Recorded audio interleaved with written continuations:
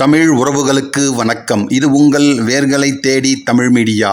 பேய் அடையா பிரிவு எய்தும் பிள்ளையினோடு உள்ள நினைவு ஆயினவே வரம் பெறுவர். ஐயுற வேண்டா ஒன்றும் வேய் அனதோல் உமை பங்கன் வெண்காட்டு முக்குல நீர் தோய் வினையார் அவர் தன்மை தோயாவாம் தீவினையே என்பது திருஞான சம்பந்தர் பாடிய தேவார பதிகத்தில் ஒரு பாட்டு. நல்ல பாட்டு, சுவையானது, மயங்கி நையும் உள்ளத்திற்கு தெம்பு கொடுக்கும் பாட்டு இது. இந்த பாடலின் பொருள் என்னவென்றால், மகட்பேறு இல்லையே என்று வருத்தத்தில் இருப்பவர்களுக்கு திருஞான சம்பந்தர் கூறுவது போல் அமைந்திருக்கிறது. அதாவது, திருவெண்காடு சென்று அங்கிருக்கும் 3 குளங்களிலும் மூழ்கி எழுந்து இறைவனை வணங்கினால் மகட்பேறு கிடைக்கும் என்பதுதான் இந்த பாடலின் பொருள். இந்த பாட்டை சுற்றி ஒரு வரலாறு உள்ளது. வரலாறு இதுதான். பெண்ணாகடத்திலே நல்ல சைவ வேளாளராக வசிக்கிறார் அச்சுத கலப்பாளர். நீண்ட காலமாக அவருக்கும் அவர் மனைவிக்கும் ஒரு குறை, புத்திர பேறு இல்லையே என்று. அதனால் திருத்துறையிலே வசித்த தனது குலகுருவாகிய அருணந்தி சிவாச்சாரியாரிடம் விண்ணப்பித்து தம் குறை நீங்க வேண்டி நின்றிருக்கிறார். அவருக்கு திருமுறைகளிடத்தில் நிரம்ப நம்பிக்கை. ஆதலால் திருமுறை ஏட்டை எடுத்து அதற்கு பூசனை செய்து அதில் கயிறு சாத்துகிறார்.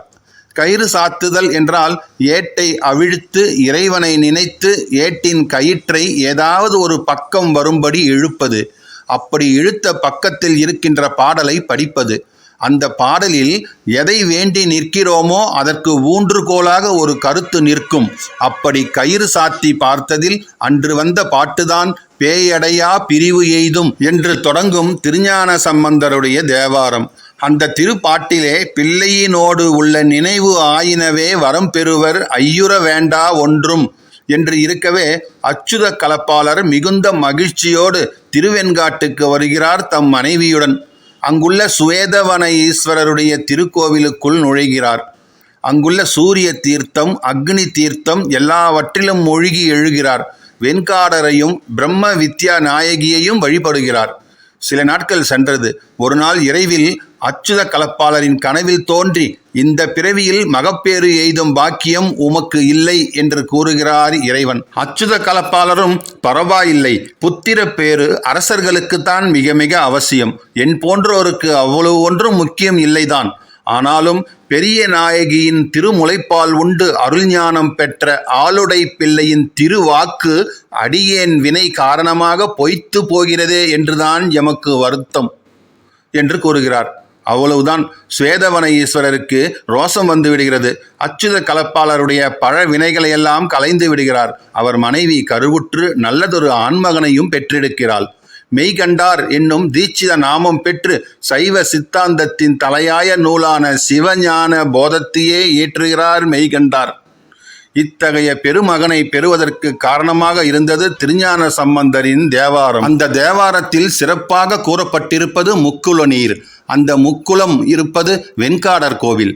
இன்றைய காணொளியில் திருவெண்காடு சுவேதாரண்யேஸ்வரர் திருக்கோவிலின் ஸ்தல வரலாறு, சிறப்புகள் ஆகியவற்றை தான் பார்க்க போகிறோம். காணொலியை ஸ்கிப் பண்ணாமல் முழுசாக பாருங்கள். நீங்கள் இன்னும் நம்ம சேனலுக்கு சப்ஸ்கிரைப் பண்ணலைன்னா சப்ஸ்கிரைப் பண்ணிடுங்க. மறக்காமல் பக்கத்தில் இருக்கிற பெல் பட்டனை ப்ரெஸ் பண்ணிடுங்க. வாங்க காணொலிக்குள்ளே போகலாம். திருவெண்காடு சீர்காழிக்கு தென்கிழக்கே 7-8 மைல் தொலைவில் அமைந்திருக்கிறது. சீர்காழியிலிருந்தும் வைத்தீஸ்வரன் கோவிலிலிருந்தும் நிறைய பேருந்துகள் இயக்கப்படுகிறது. தனி வாகனம் மூலம் வர விரும்பும் பக்தர்கள் திருமங்கை ஆழ்வார் அவதரித்த திரு ஆலி திருநகரையும் திருநாங்கூர் திருப்பதிகளையும் அங்குள்ள பெருமாள் மற்றும் ஆழ்வார்களையெல்லாம் தரிசித்துவிட்டு இந்த திருவெண்காடு வந்து சேரலாம். திருவெண்காடு முக்தி நகர், ஞானவனம், ஆதி சிதம்பரம், பேரரங்கம், தர்மகோடி என்றும் இன்னும் எண்ணற்ற பெயர்களாலும் அழைக்கப்பட்டு வந்திருக்கிறது. அந்த நாளில் இங்குள்ள சுவேதாரண்யேஸ்வரர் திருக்கோவிலுக்கு மேல வாயில் வழியாகவும் செல்லலாம், கீழ வாயில் வழியாகவும் செல்லலாம். 2 வாயிலும் எப்பொழுதும் திறந்தே இருக்கும். 2 வாயிலிலும் 2 கோபுரங்களும் உண்டு. தாம் வழக்கம் போல கோவிலை வலம் வந்து கீழ்வாயில் வழியாகவே உள்ளே நுழைவோம். கோவில் மிகப்பெரிய கோவில்.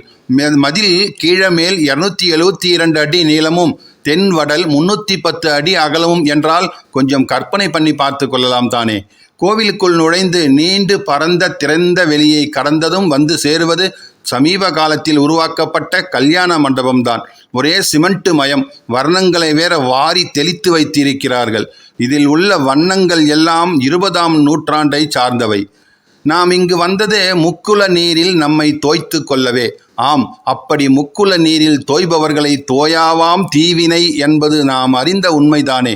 ஆதலால் விறுவிறுவென்று கோவிலின் வலப்பக்கத்தில் உள்ள சூரிய குலம், அக்னி குலம், இடப்பக்கத்தில் உள்ள சந்திர குலம் ஆகிய 3 குலங்களிலும் மூழ்கிவிடுவோம்.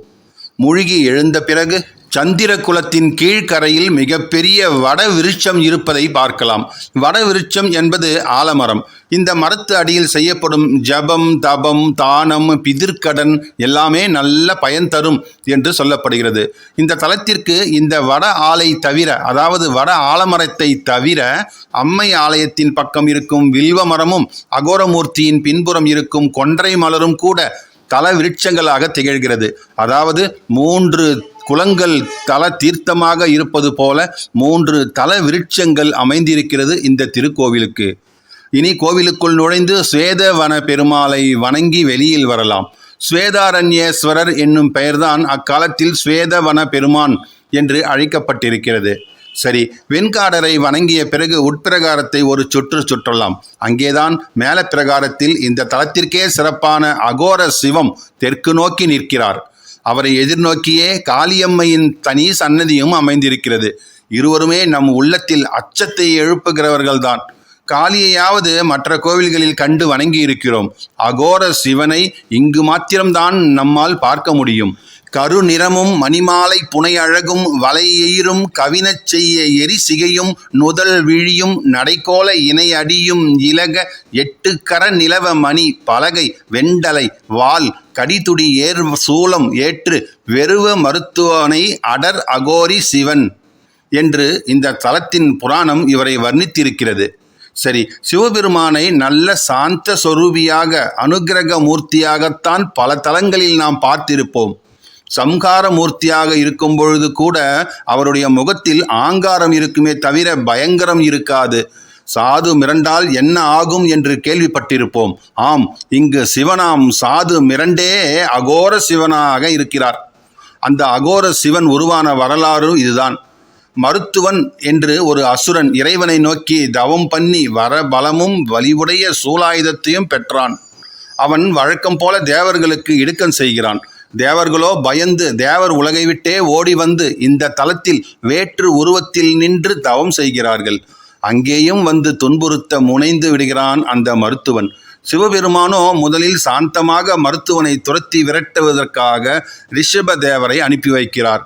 ஆனால் அவனோ சிவபிரானிடம் பெற்ற சூலாயுதத்தினால் ரிஷப தேவரது கொம்புகளை முறித்து காதுகளை அறுத்து துரத்தி விடுகிறான். அவரும் வந்து ஈசனிடம் முறையிட பிறக்கிறது ஈசனுக்கு கோபம். அந்த கோபமே அகோர சிவனாக உரு எடுக்கிறது. மருத்துவன் பேரில் பாய்கிறது, அவனை சம்ஹரிக்கிறது. அப்படி உருவான அகோர சிவமே கோவிலுக்கு மேல பிரகாரத்தில் கம்பீரமாக நின்று கொண்டிருக்கிறார். நல்ல சிலை உருவில், ஏன் உற்சவ மூர்த்தமாக செப்பு சிலை வடிவிலும் கூட இந்த அகோர சிவன் இருக்கிறார் இந்த தலத்தில். இந்த அகோர சிவனுக்கு இடது பக்கம் உள்ள தாமிர சபையிலே இருக்கிறார் நடராஜர் சிவகாமியுடன். சிதம்பரத்தில் உள்ளது போலவே ரகசியம் சபை எல்லாம் இருக்கிறது இங்கு. ஆதி சிதம்பரம் என்று கூறுகிறார்கள் இந்த தலத்தை. அதனால்தான் நடராஜ தரிசனம் செய்த பிறகு வெளிப்பிரகாரத்திற்கு வரலாம்.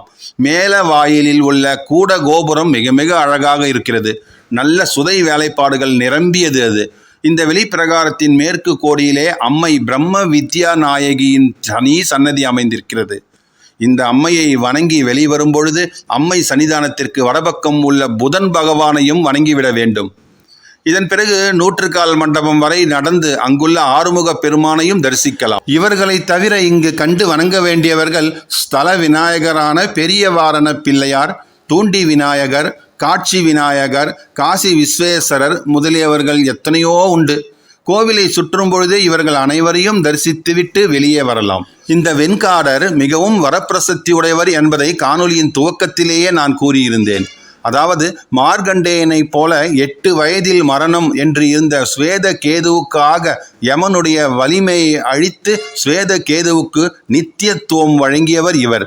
பின்னர் வேத ராசி என்ற பிராமணனை பிடித்திருந்த பிரம்ம அத்தி தோஷம் நீங்க வகை செய்தவரும் இவர்தான். என்று கூறுகிறது ஸ்தல வரலாறு. இவரை பூஜித்து அருள் பெற்றவர்கள்தான் இந்திரனும் ஐராவதமும். இந்த கோவிலுக்கு திருஞான சம்பந்தர் மாத்திரம்தான் வந்தார் என்று கிடையாது. அப்பர், சுந்தரர், மாணிக்கவாசகர் எல்லோருமே வந்திருக்கிறார்கள். வெண்காடரை துதித்து பாடியும் இருக்கிறார்கள். இந்த ஆலயத்தின் சிறப்புகளை விவரிக்க இந்த ஒரு காணொளி போதாது. இருப்பினும் சுருக்கமாக தெரிந்து கொள்வோம். காசிக்கு சமமான 6 தலங்களில் ஒன்று இந்த திருவெண்காடு. இந்த தலத்தில் உள்ள ருத்ர பாதம் மற்றும் நவகிரகங்களில் ஒன்றான புதன் பகவான் ஆகியோரை வழிபட்டால் பூர்வ ஜென்ம பாவங்கள் யாவும் நீங்கும் என்பது பக்தர்களின் நம்பிக்கையாக உள்ளது. மயிலாடுதுறை மாவட்டம் திருவெண்காட்டில் அமைந்திருக்கும் ஸ்ரீ ஸ்வேதாரண்யேஸ்வரர் திருத்தலம் பல யுகங்கள் கண்ட கோவில். நவகிரகங்களில் ஒன்றான புதன் பகவான் இங்குதான் வீற்றிருந்து அருள்புரிகிறார். நரம்பு சம்பந்தமான அனைத்து நோய்களும் தீர்க்கும் தலமாகவும் திகழ்கிறது இந்த ஆலயம். காசியில் இருப்பது விஷ்ணு கயா. இங்கு வழிபட்டால் 7 தலைமுறைகளின் பூர்வ ஜென்ம பாவங்கள் நீங்கும் என்பது ஐதீகம். ஆனால் இந்த திருவெண்காட்டில் இருப்பது ருத்ரகயா. இந்த ருத்ரகயாவை வழிபட்டால் காசியை விட 3 மடங்கு, அதாவது 21 தலைமுறைகளின் பிதுர் சாபங்கள் எல்லாம் நீங்கிவிடும் என்று சொல்கிறார்கள். குறிப்பாக திருவெண்காடு வந்து புதன் பகவானின் சன்னதியில் 17 தீபங்களை ஏற்றி மற்றும் அந்த கோவிலை 18 முறை சுற்றி வலம் வந்து வழிபட்டால் நம் வாழ்வில் வரும் துன்பங்களை வராமல் தடுக்கலாம். மேலும் திருவெண்காட்டில் இருக்கும் புதன் பகவானை வழிபட்டால் ராஜயோகம் கிடைக்கும் என்பதும் நம்பிக்கையாக உள்ளது. இந்த ஆலயம் தினசரி காலை 6 மணி முதல் பகல் 12:30 மணி வரையிலும், மாலை 4 மணி முதல் இரவு 8 மணி வரையிலும் நடை திறந்திருக்கும்.